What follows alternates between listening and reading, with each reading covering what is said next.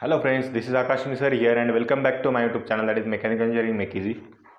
In that we are moving with strength of materials. This is third lecture. In previous lecture we have started with some basic concepts like stresses on inclined plane, then strain, then we have looked Hooke's law, then stress strain curve for mild steel for tensile test. Now we will go with the same thing, that is nothing but stress strain curves.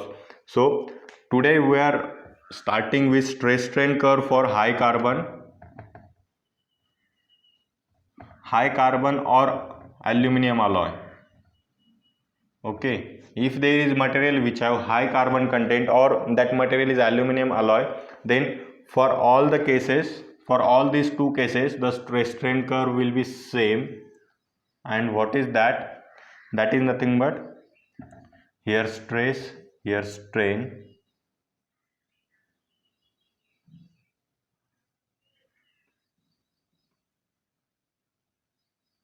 It will be likewise, this is proportional limit, okay, and this is sigma y. I have explained what is sigma y and what is this point. This will be point A, this will be point B, and this will be point F.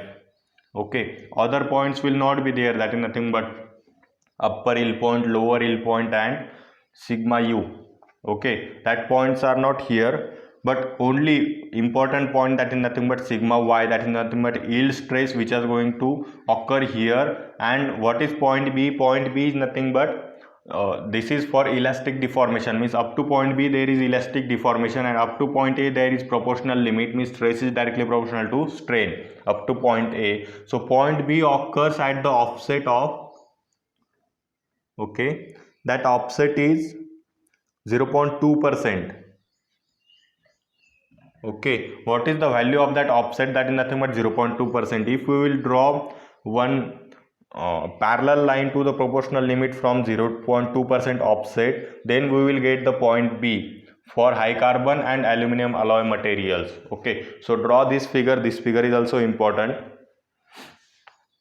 Then at the point F there will be directly failure. Then we will move towards next point, next stress strain curve for brittle materials.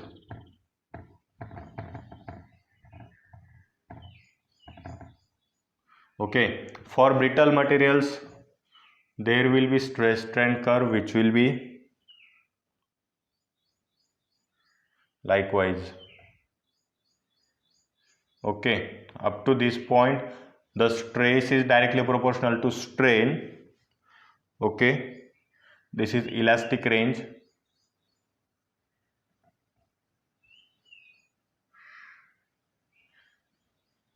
And from this point onwards there is plastic range, means plastic deformation will occur, and here the rupture, that is failure. So this is for brittle material. Very simple figure is there for brittle material, only elastic range, plastic range, rupture, a proportional limit, that's all. Okay, so draw this figure and we will move towards next. I have to draw number of figures, that's why I am not giving you time to write. You can pause video or you can take a screenshot. Then next is up till now we have studied two figures in today's lecture and one figure in previous lecture, and that is regarding about tensile test. Now we will move towards compressive test. Stress strain diagram for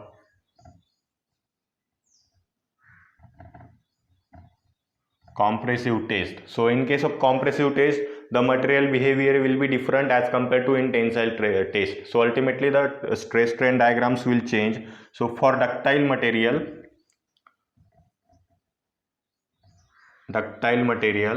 the stress strain diagram will be likewise, and this is again elastic range. Okay, elastic range, from this point there is plastic range will start. This is stress and this is strain. So this is the figure for ductile material. Then for brittle material,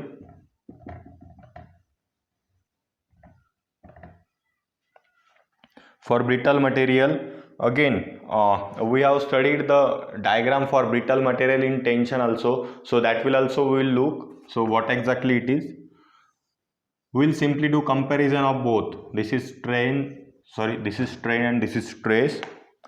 So what happens in case of compression, there will be likewise, and in case of tension, okay, this is for compression. What we are looking now, that is nothing but compression test.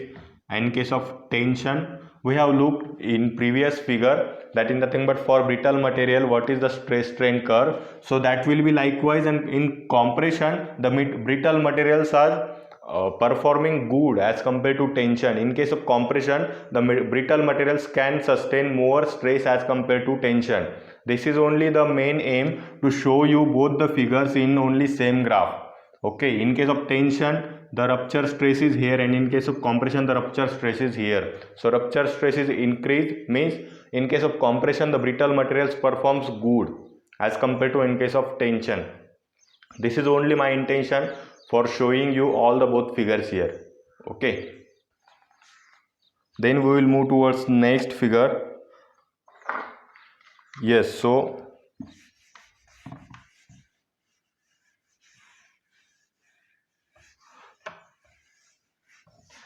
what is next, that is nothing but stress strain diagram for iron and different grades of steel. Okay, so stress strain diagram for iron and different grades of steel. So that will look like, I am going to draw 4 to 5 figures in one graph only.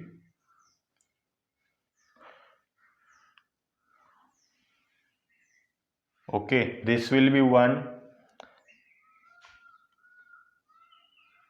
then this will be there. Okay, these are 4 figures here, and both are all the figures are starting from this line. So what are that? First is quench tempered alloy steel. This is for quench tempered alloy steel. Then the second figure is for high strength low alloy steel. High strength low alloy steel. Then next is carbon steel, and last is pure iron. And why I have drawn all the figures in all the 4 graphs in only one graph, because I was trying to give you all about idea about the stress which can sustain by all other materials. Like for pure iron, the stress sustained by the pure iron will be lower as compared to carbon steel. Again, for if there is high strength low alloy steel, then that will sustain the more stress as compared to carbon steel. And if there is the material which is quench tempered alloy steel, means alloy steel will be there, and we have done 2 heat treatments there. First is tempered and quench. Quenching means cooling at very high rate, and tempering is to remove the stresses developed into that material by heating for some temperature and cooling again. This is nothing but tempering. So quenching and tempering are heat treatments for improving the properties. And if there is alloy steel which is quenched and tempered, then that sustains very high amount of stress. Okay, so this is the graph of these 4 components, 4 materials.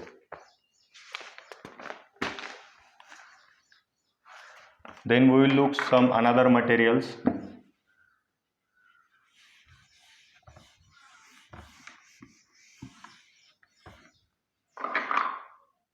For polymers,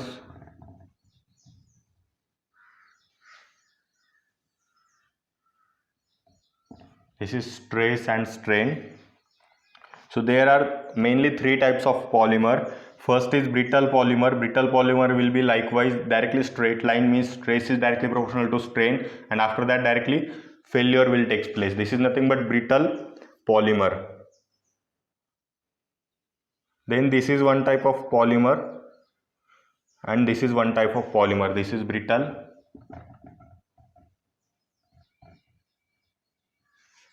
Then this is highly plastic.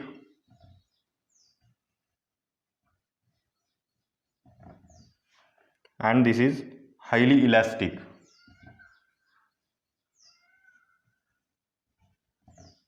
So brittle polymer will have directly proportional stress to strain, and after that directly failure will take place. What about highly plastic? Highly plastic means the material is highly plastic, means directly plastic deformation will start, and that will give us the curve, stress strain curve likewise. And what about highly elastic? Highly elastic means again this will be have very elastic kind of nature, while deformation means deformation will occur, but that will be like elastic, maybe up to this point or etc. I haven't denoted that point in my figure. So after that some plastic deformation will occur and directly failure will take place. This is nothing but highly elastic, highly plastic and brittle polymer. So draw this also. And why I am giving you all the figures of different materials, because in case of GATE exam this is too much important, and in case of our regular study also these figures are important, because we can understand the properties of all the materials, like pure iron, what are the properties for that, the polymers, what are the properties for that,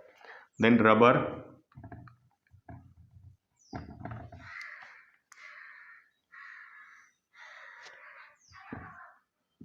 Okay, stress strain. Rubber have two types, vulcanized and unvulcanized. Okay, you also know that vulcanized rubber have better properties as compared to unvulcanized rubber. That's why the failure point of vulcanized rubber is too much far greater as compared to unvulcanized rubber. Okay, this is vulcanized and this is unvulcanized. Draw this also. Then we will move towards next, that is nothing but low carbon steel.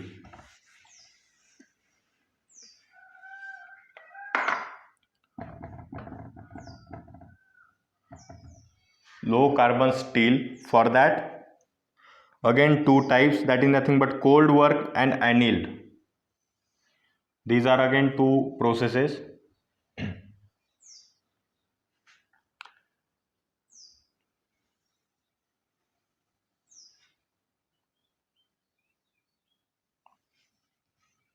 Okay, this is stress and strain.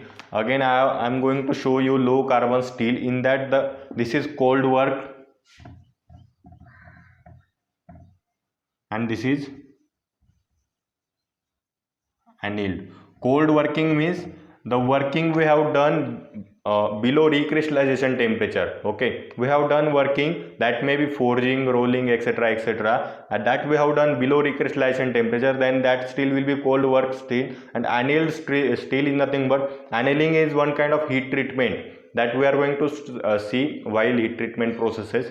But before that only know that is nothing but annealed steel will have such a stress strain curve, and cold work steel will have such a stress strain curve. So draw this also. Then we will move towards next, that is soft material.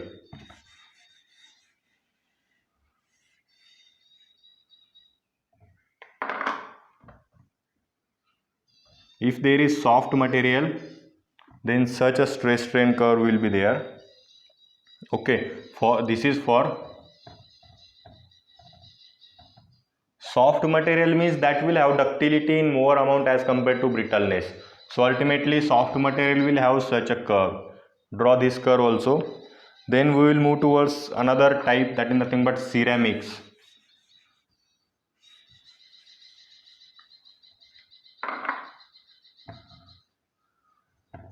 We are not going to take care of all the ceramics, we will only consider two ceramics that are too much important, that is nothing but Al2O3 and glass. This is Al2O3 glass. These are straight line curves directly, means stress is directly proportional to up to fracture point directly for ceramics like Al2O3 and glass. For glass and for Al2O3 straight line curves are there. Okay, these both are straight line curves, means stress is directly proportional to strain up to failure point. This is all about ceramics, and these are number of figures that I wanted to show you in this lecture. Now we are at the end of this lecture, and now we will move towards bonus point. So in that, the ductile material, as I have shown you in previous lecture, that is nothing but stress is directly proportional to strain, and for ductile materials the mild steel figure was likewise, and here the failure will occur.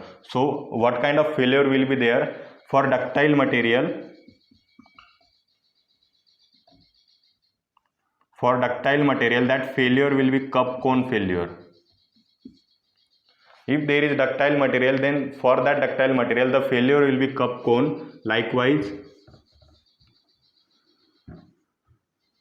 the cup will be developed here and the cone will develop here, and the failure will occur. Firstly the area will decrease, and after that the cup cone failure will occur. I have explained that all the points in previous lecture. So if you haven't watched that video, go there and watch that video, and then you will get to know that how the ductile failure will occur. That is nothing but cup cone failure. Okay, so this is what all about I have designed for today's lecture, and in next lecture I will come up with again some stress strain curves for idealized stress strain curves. That will be, these are all the practical stress strain curves for ductile material, for brittle material, for mild steel, for high carbon steel, etc., etc. And in next lecture I will come up with idealized stress strain curve, like the if there is linear elastic material, then linear plastic material, rigid material, etc., etc. So that are also too much important. So stay tuned for that. You can like, share and subscribe my channel. We will meet again.